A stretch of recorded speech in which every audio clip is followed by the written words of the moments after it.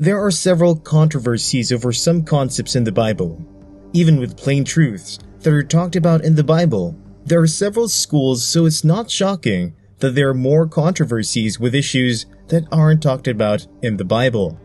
An example is the issue of the two witnesses in the Bible.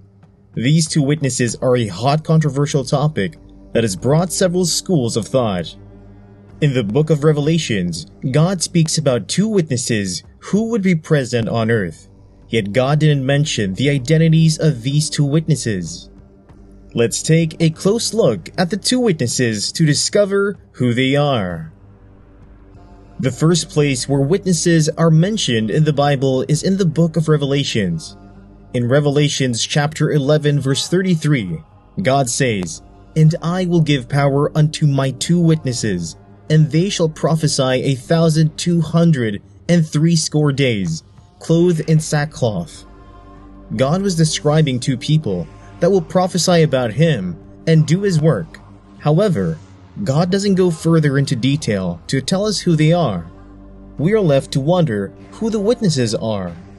The witnesses that God said He will appoint and bring to earth are two people that have miraculous powers and are going to be capable of several things. They have been granted the authority to declare and prophesy for God unashamedly, because they have been given power, such that if anyone attempts to injure them, fire pours from their mouth and consumes them. They can shut up the sky and turn water into blood. Their powers even run wild beyond that. They can cause several plagues on the earth whenever they need to. The power they've been given is for them to carry out God's work undisturbed.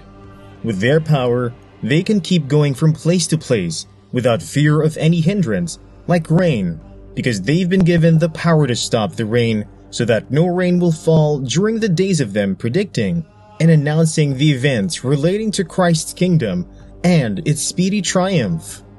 The two witnesses will be on the earth for a period of 3.5 years, and during their period of stay, they'll be like fire.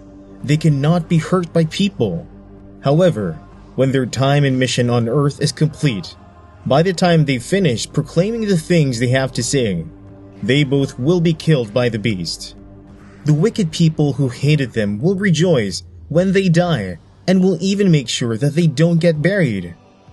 The bodies of the two witnesses will lie in the public for about 3.5 days, after which God's Spirit will enter them, and they will be resurrected to life and shock their enemies. The existence of the two witnesses will help proclaim and spread the truth all through the world. In the history of the entire world, this would be a time when two people would proclaim the gospel without fear or apprehension. They would be able to shut down anyone who dares to come against them face to face. This is unlike the attitude of any messenger or preacher that has been sent forth by God before. Usually, prophets or preachers always meet their opposition with love. However, there is a great difference when it comes to the two witnesses. The two witnesses meet their opposition with direct response. And if anyone attempts to injure them, fire pours from their mouth and consumes their enemies. If anyone should attempt to harm them, thus he is doomed to be slain. Revelation chapter 11 verse 5. Now that we've seen who these witnesses are in the Bible and what they've been sent to do, a bigger question arises. Who are these individuals? Are they past heroes like Abraham, Enoch, or Elijah? Or are they going to be people we've never heard of? The truth is that we don't know for sure who the witnesses are going to be, but there's some insight into who they could be. The first school of thought regarding the identity of the two witnesses are Prophet Moses and Prophet Elijah. Prophet Moses and Prophet Elijah are seen to be the witnesses because they fit perfectly into the personalities that are described in Revelations chapter 11 verse 5. These two witnesses are said to have the power to destroy their enemies with fire, which is something Elijah had done before. Prophet Elijah commanded down fire to consume some set of people, and the fire did come down from the sky. This is very similar to the description in Revelations. Also, another reason that people believe Elijah to be one of the two witnesses is that Elijah had shut the heavens from giving us rain before. Elijah prayed that there be no rain for 3.5 years, and there was no rain. Revelations chapter 11 verse 6. They have the power to shut heaven, that it rain not in the days of their prophecy. John also records in the book of Revelations that these witnesses will have the power to turn water into wine, and this wonder is something that Prophet Moses has performed before. Furthermore, the witnesses were given to power to work out many plagues upon the surface of the earth, and this is very similar to what Prophet Moses did in the land of Egypt. When Pharaoh refused to let the Israelites go, God set out a series of plagues through the hands of Moses, and one of those plagues included Moses turning water into blood. Another reason why these prophets are believed to be the two witnesses is that the two of them appear alongside Jesus Christ during the Transfiguration. And lastly, Jews believe that the prophet Moses and Elijah would return to earth. Malachi chapter 4 verse 5. Behold, I will send you Elijah the prophet before the coming of the great and dreadful day of the Lord. Also, God promises that he will bring forth a prophet that is like Moses. All of these reasons make a strong point of how Prophet Moses and Elijah are the two witnesses described in the book of Revelations. The second insight into the individuals who could be the two witnesses is the persons of Enoch and Elijah. The reason for this is that the two of them never experienced death. They were taken to heaven by God. It is written in the Bible that all men are to die once. This means that they are yet to die and must die. The holders of this belief think that their being the two witnesses gives them make sure that the scripture will be fulfilled. Thus, because they've never died, they're very befitting for the roles of witnesses which will produce the circumstance of their death when they are killed by the beast and eventually fulfill the scripture.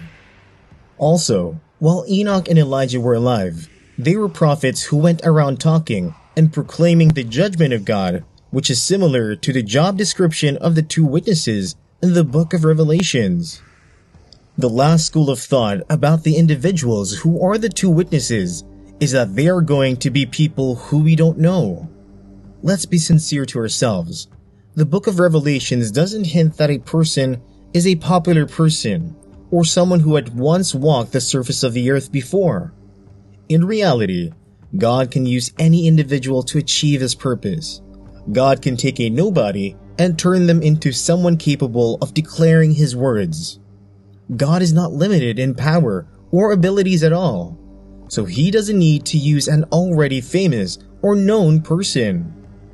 The two witnesses are also mentioned in the book of Zechariah, but in a different form. Zechariah had a vision in which he sees several things. Zechariah said, I have looked, and behold, I see a candlestick all of gold, with a bowl upon the top of it, and his 7 lamps thereon, and 7 pipes to the 7 lamps, which are upon the top thereof, and 2 olive trees by it, one upon the right side of the bowl, and the other upon the left side thereof. The candlestick can provide light without any type of human support whatsoever. It is constantly being renewed by the olive oil that was flowing from the olive trees into the bowl. Zechariah was puzzled at the vision and asked God for an interpretation about the olive oil and tree, and God explained it to him through an angel. The angel told Zechariah that the olive trees were supplying the oil to the 2 anointed ones who are standing by God. Thus, God is constantly supplying power to sustain his worth. The same description was given by John in Revelations chapter 11 verse 4. These are 2 olive trees and the 2 candlesticks standing before the God of the earth. John refers to the 2 witnesses as the 2 olive trees which are standing by the side of God. These witnesses handle God's power, flowing through them that enables them to do God's work on earth. Who exactly are the 2 witnesses described in the book of Revelations?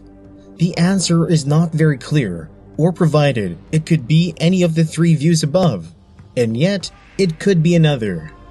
Because the identity is not revealed in the Bible, Christians shouldn't hold a rigid view about who the witnesses are.